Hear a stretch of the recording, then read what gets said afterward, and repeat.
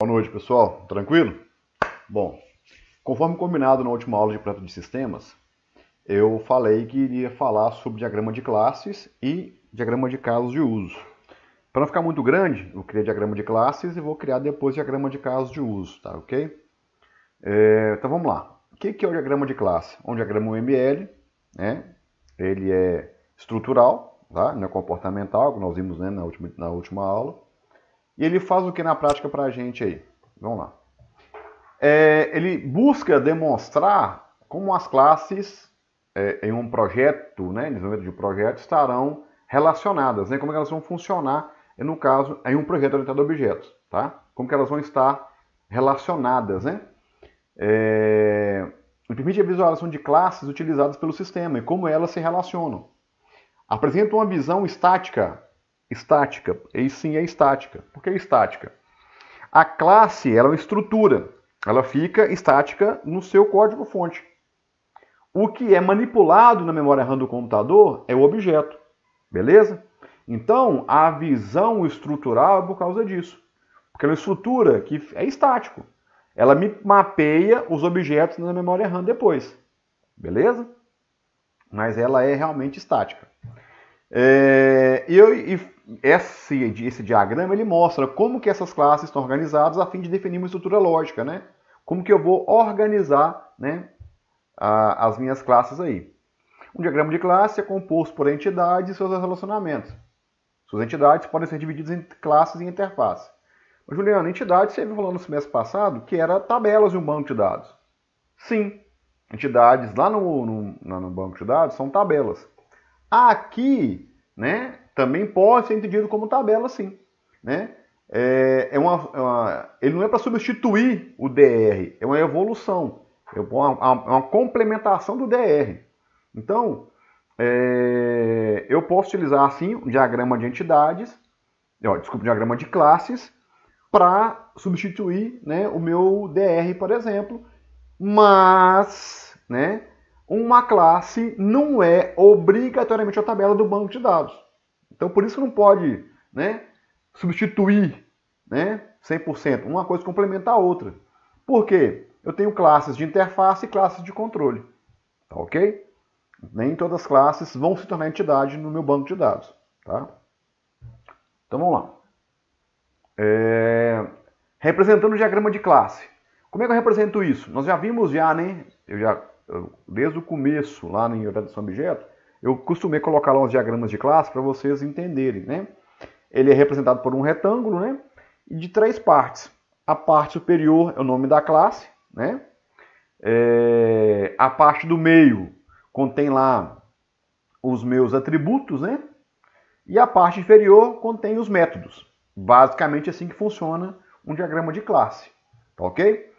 No caso do diagrama da parte, né, do meio e da parte inferior, e também na parte superior, no caso, todas as partes aí, alguns pequenos detalhes, né, umas nuances de um diagrama para outro, de uma classe para outra, é que vai determinar. Por exemplo, na parte superior, vou falar logo à frente, mas uma classe estrutural, por exemplo, uma classe básica, uma classe normal, uma classe concreta, digamos assim, ela tem um nome normal, sem nenhuma diferença, né, no nome dela.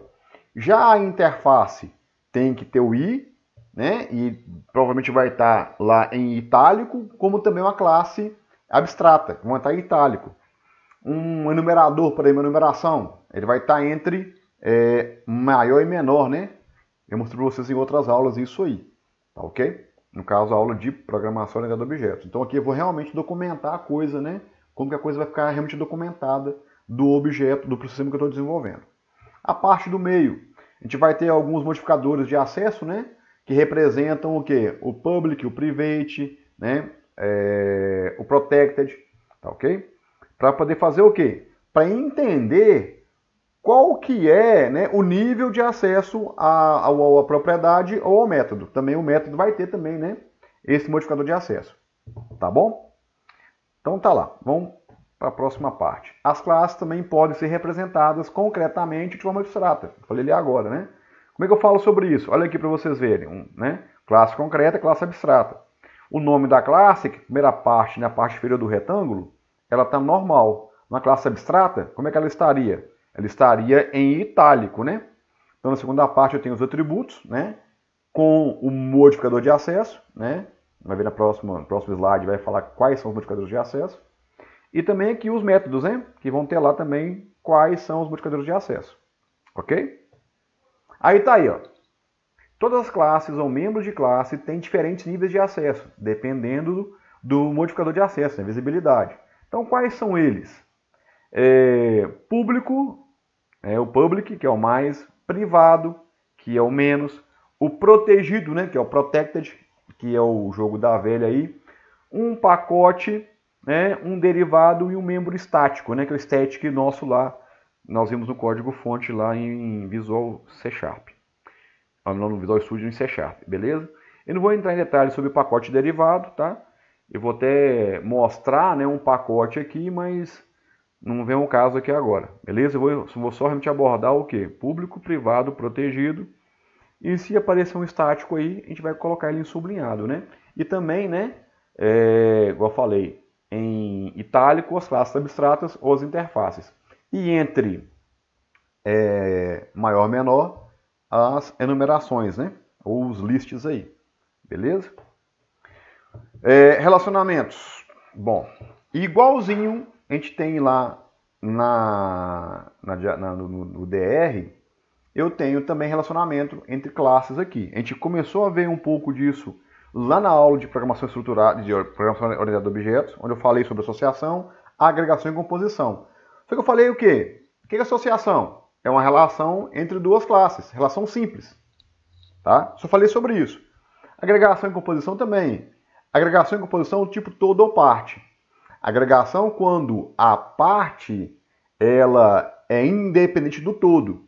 E o todo, para executar a sua ação, precisa da parte. A composição fala o seguinte, que o todo, né, ele é mais forte e que se a parte, né, se o todo for destruído, a parte também vai ser destruída. Ok? Especialização e generalização e dependência eu vou falar especificamente sobre cada um desses casos aí. Já expliquei em sala de aula algumas coisas com vocês aí, já dei algumas informações, mas aqui agora é realmente para documentar os nossos códigos fontes lá, né, na parte prática, que é a parte de modelagem do projeto, né? Associação, né? Já falei nas aulas aí lá de programação orientada a objetos, né? A única coisa que eu não abordei foi isso aqui, ó. A associação ela pode ser aqui, ó. Ela pode ser binária ou unária. O que seria binária como se fosse unária? Unária é quando a classe se relaciona com ela mesma. Lembra do autorrelacionamento lá do diagrama entidade de relacionamento? É a mesma coisa. Já a classe binária é porque tem duas classes relacionadas, né? Ok? Então olha aqui para vocês verem. A classe unária ocorre quando há um relacionamento de um objeto, de uma classe, com objetos da mesma classe. O que quer dizer isso aí? Um exemplo, né? O funcionário. Digamos que eu quero saber, na classe funcionário, quem é que supervisiona funcionário. Então, o supervisor, ele também é funcionário. Então, eu tenho que ter o quê? Uma classe, uma associação unária, ou autorrelacionamento, né? Então, olha aqui o exemplo, como é que seria. Tá vendo? O funcionário supervisiona ele mesmo. E o que é esse cara novo aqui agora que nós não vimos ainda? Seria a multiplicidade. Seria, no caso lá, as ocorrências, né? Zero ou asterisco. Eu vou explicar nos próximos slides, eu vou explicar essas multiplicidades aqui, tá bom? Então, aqui eu tenho, né, um funcionário se relacionando com ele mesmo, né? Associação de funcionário com ele mesmo, tá bom?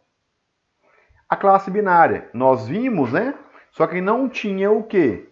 A multiplicidade, né? Que seria as cardinalidades, né? Dos relacionamentos aí. Se fosse fazer um paralelo com a disciplina de programação, a disciplina de banco de dados. Bom, aqui eu tenho um funcionário, não é isso? E ele está associado a um dependente, está ligado a um dependente. Então tem uma associação binária, ok? Então quando eu for trabalhar aqui, ó, com funcionário ligado com dependente. Então aqui tem um método, né, listas dependentes, né, que é do tipo list, que ele vai, né, listar para mim os meus dependentes, por exemplo. Tá? Tá ligado. Eu não falei que a associação é de composição nem de agregação, somente associação. E aqui, ó, é de 1, né? Ou 0 para vários, né? Possui. Beleza? Então aqui tá vendo que é igualzinho lá no diagrama de entidade de relacionamento, né? Bem parecido. Por isso que em alguns casos, né? O diagrama de classe ele pode substituir o DR. Pode, não quer dizer que deve. Porque se você tiver, por exemplo, que separar interfaces e outros tipos de classes aí, o ideal é ter o DR e ter o diagrama de classes separados, tá bom? Bom, multiplicidade. 0 e 1, no mínimo 0, no máximo 1. Os objetos não precisam estar relacionados. Porém, se houver, deve ter no máximo um objeto. Aonde vai ter isso aqui? Tem algum caso? Aqui não, que é 0 ou vários. Né? Ou seja, aqui está observando? Aqui, né? Temos 1, ou seja, aqui tem que ter 1 ou 0 a vários. Quer dizer, o que quer dizer isso aqui na multiplicidade? O que é o 0 a vários? No mínimo 1 e no máximo muitos. O que seria o 1? 1 para vários, né? Se fosse fazer um paralelo lá com o diagrama de entidade de relacionamentos, um funcionário tem quantos dependentes? Tem vários, né? Então tá aí, ó. Um funcionário possui o quê? Nenhum ou vários dependentes, tá bom? Então tá aí, ó. Eu tenho 0 para 1, né? 1 e somente 1, ou seja, aqui eu estou obrigando a ter uma relação de 1 para 1, né? Quando acontecer o caso. Muitos, né? Quando teria muitos. 1, ou no mínimo 1 e no máximo muitos, né? Que é diferente desse 0 aqui, 0 para muitos, 1 para muitos. Aqui ele não obriga que haja relacionamento, mas aqui ele obriga que haja uma relação, ok? Ou seja, uma classe ela vai ter que realmente estar ligada obrigatoriamente com a outra, né? No caso, funcionário dependente. Funcionário tem dependente? Pode ser que não, tá bom? Mas se eu pegar, por exemplo, aqui, vou pegar um exemplo, alunos, turmas e aluno. Uma turma tem aluno? Uma turma ela tem que obrigatoriamente ter um aluno para ter uma turma. Então, no mínimo um, né? Então, eu tenho que ter pelo menos um relacionamento para a turma existir. Se não existir o aluno, então não tem turma, ok? Não existe aluno na matrícula, na turma, né? Tá bom? No mínimo 3, no máximo 5, né? Então, especificando qual a quantidade, né, de relação entre as classes vão ter, no caso, numeração máxima e mínima aí. Tá bom? Então, isso é multiplicidade, né? O que vem antes é o mínimo, o que vem depois é o máximo. Se não vem nada, é muitos ou 1 ou 0, ok? No caso aqui, ó, ou seja, não pode ter nenhum relacionamento, nenhum supervisor, mas se existir, ele pode ter vários. Ele não está obrigando a ter supervisor entre funcionários, mas se tiver, pode ser vários funcionários, sendo supervisor, tá bom? Aqui ele fala que o funcionário possui dependentes e que, né, eu posso ou não ter dependentes, tá bom? Vamos lá. Agregação, a gente já falou sobre agregação em outras aulas, né? Que é todo ou parte, onde a parte complementa as ações do todo, né? E a parte ela é independente do todo para existir, né? Então tá aí um exemplo, né? O carrinho de compras que nós vimos lá na nossa aula prática, em C#, tá vendo? E um detalhe, como é que representaria um diagrama de classes? Eu tenho a classe produto, a classe carrinho de compra, e tem esse losango, estão observando? E o losango ele não é preenchido, tá vendo? Ele é transparente, né? Ele está vazio. Isso é agregação simples, ok? A mesma coisa atleta e time, né? Existe o time para existir tem que ter o atleta, né? Ou seja, para completar a ação do time tem que ter o que primeiro? Né? O atleta vai ter que também existir, né? Caso contrário, não vai existir. Se não existir o time, o atleta não vai deixar de existir. Aqui, se o carrinho for excluído, o produto ainda continua existindo também. Aqui é a mesma coisa. Se o time for excluído, for eliminado, for, né, apagado, né, do banco de dados, ou de qualquer que seja lá da memória RAM, o atleta vai continuar existindo ainda. Tá bom? Composição. É uma variação da agregação considerada mais forte, ou seja, o objeto parte não pode existir sem o objeto todo, né? Aí ela é a diferença. Neste caso aqui, o losango é preenchido, ou seja, o item do pedido só existe se o pedido existir, tá? Então você vai lá, eu vou numa pizzaria, né? Nós estamos em pandemia, quero sair, né? Numa pizzaria, né? Vou comer lá, aí eu peço lá Eu peço uma pizza para mim, um suco para minha esposa, uma água mineral para minha filha e uma Coca-Cola para mim. Então, ou seja, o meu pedido aqui, ele vai ter diversos itens. Ou seja, esses itens só vão existir se o meu pedido existir. Se o meu pedido for excluído, o item pedido também é excluído, tá bom? Generalização. Tem como objetivo identificar classes mãe, denominadas de gerais, e classes filhas, chamadas de especializadas. Bom, é quando eu tenho, né, a superclasse, ou classes abstratas. Funcionário, por exemplo, é uma classe abstrata, por exemplo.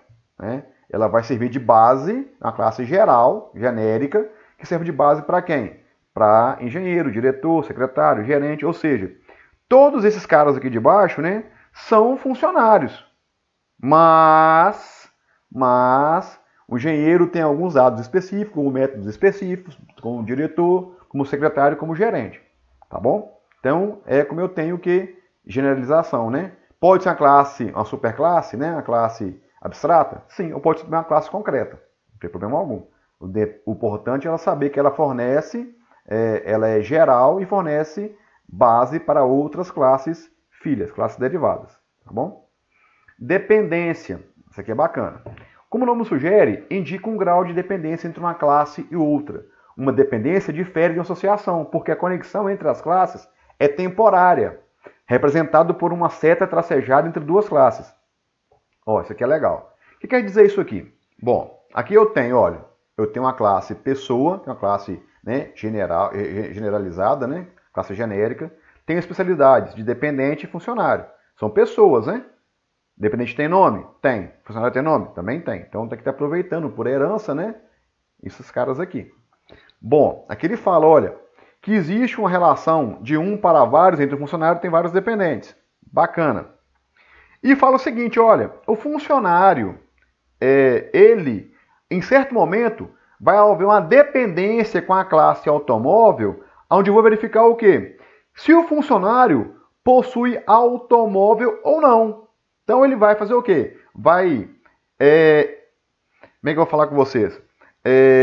Ele vai usar um método para verificar lá na classe automóvel, para verificar se esse funcionário tem o automóvel ou não. Então aqui, ó, funcionário não instancia um automóvel, apenas usa-o como parâmetro de um método. Estão observando aqui? Então é uma dependência entre classes, que é temporária.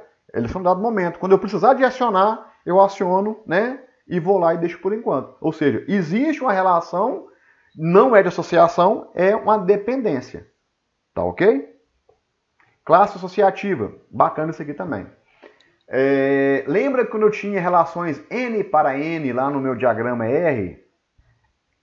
Quando eu transformava no modelo conceitual para o modelo relacional ou físico, esse N para N gerava uma terceira entidade?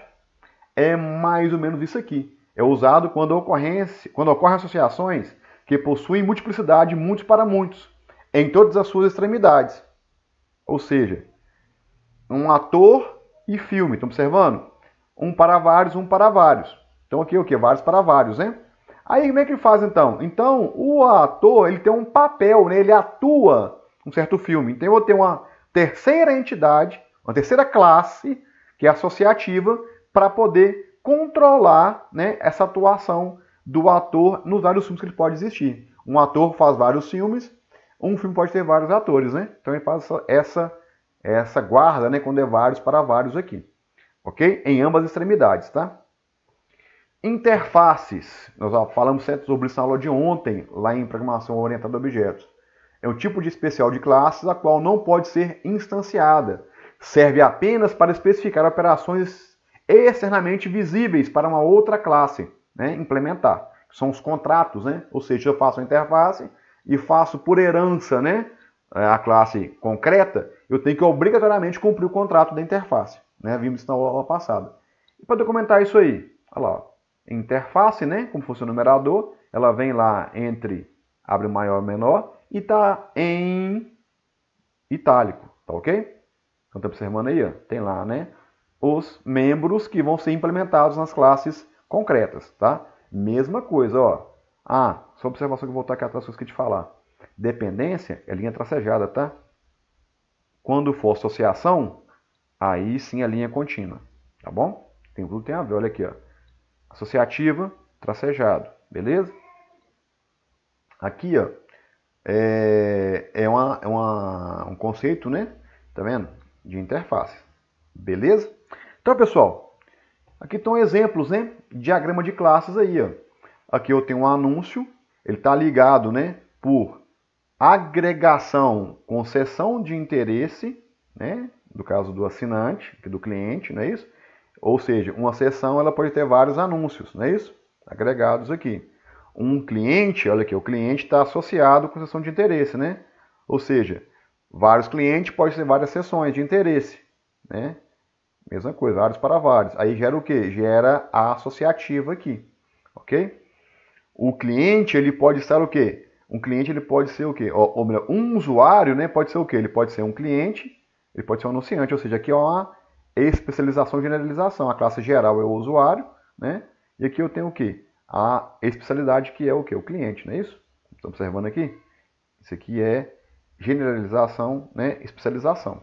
Então, anunciante também ele pode anunciar o quê? Um anúncio aqui, né? Anúncio de destaque, né? Anúncio de destaque é o quê? Uma generalização, uma especialização da classe genérica anúncio, né? Ele vai herdar tudo que tem de anúncio mais esses dados, né? Diferenciados aqui, tá bom? Então, pessoal, é um exemplo isso aqui, tá? De diagrama de classes. Outro exemplo, que aqui já é um pacote, né? Olha o package aqui, ó. É um pacote. Então, eu tenho um funcionário, ele pode ser o quê, né? Aí ele vai fazer, no caso de um hotel, por exemplo, né? Ele vai trabalhar em cima de quê? De hospedagem, né? Que vai ter um hóspede, vai ter um aposento, né? Ou um quarto, né? Para poder fazer lá a hospedagem. E essa hospedagem vai ter uma conta e vai ter um consumo nela. Tá observando? Tem uma ligação entre essas classes aqui. Elas não possuem multiplicidade, tá? Mas fala que elas estão o quê? Estão associadas. Somente isso, tá bom? Aqui, né, é uma coisa mais complexa, né? Fala de um pacote para uma escola, né? Eu tenho o quê? Eu tenho a turma, disciplina, professor, funcionário, curso, vendo ligado com outro, né? Com outro pacote, não é outro pacote, né? Outra camada do meu software, né? Outro módulo dele, o módulo financeiro, que tem um gerente, né? O gerente e o professor, eles são especializações de funcionário. Fatura, tá vendo? Tem uma dependência com pagamento, estão observando? Então, tem uma classe para fazer dependente. Fatura está ligado com, né, tem uma associação, né, está associado com jurídico, pessoa jurídica, né? Tá vendo? Que é um tipo de pessoa aqui, tá? Pessoa tem o que? Tem um endereço, né? Que pode ter um bairro, uma cidade, um estado. Então, ou seja, esses aqui são os módulos, né? Do meu sistema e estão ligados diagramas de classes aí. Tá vendo que é uma forma de eu visualizar o meu sistema, né? É um modelo de dados? Dá para extrair aqui no meu banco de dados, tá? Mas também igual pagamento, por exemplo. Pagamento vai ser o quê? Vai ser uma classe para gerar entidade ou não? Então, as outras demais aí, provavelmente todas serão entidades. Talvez pagamento não, mas pode ser que também seja entidade para ser armazenada. Então, se vocês acharem que é conveniente usar o diagrama de classes para modelar banco de dados, fiquem à vontade. Eu ainda vou utilizar, né? Ainda utilizo o DR, tá? Uso os dois no caso, tá bom? Então, pessoal, ficou grande aí, mas é um assunto, né? Extenso, tá? Tem muita coisa para a gente poder fazer ainda. Vou colocar exercício para a gente poder fazer disso também daqui a pouquinho, tá bom? Então, fique com Deus e Deus abençoe vocês. Até a próxima.